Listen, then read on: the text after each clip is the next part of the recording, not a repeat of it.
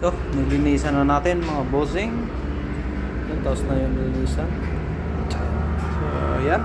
Cleaning muna tayo. Lamig ng tubig. Yung disgracer natin.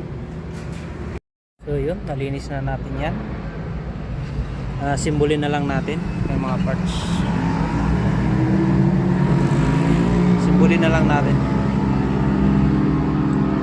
Yan. Tapos, huli na to. Pag nasimbolan natin to, ito naman ang titirahin natin. So yan, ilagay na natin. Lalagyan na lang natin ng high temp na grasa. So yan. Tatlo yan. Lagyan ng high temp tapos co-cover na natin. Yan. So yun, nakakabit na natin yung bagong sliding yung tatlo. Ang tawag nito. So kasi yung luma sobrang luwag na.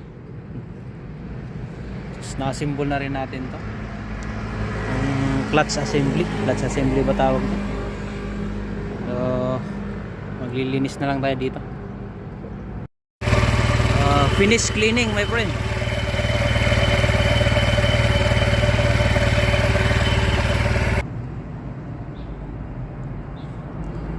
So I'm gonna clean. Last one is to clean the cover and then finish.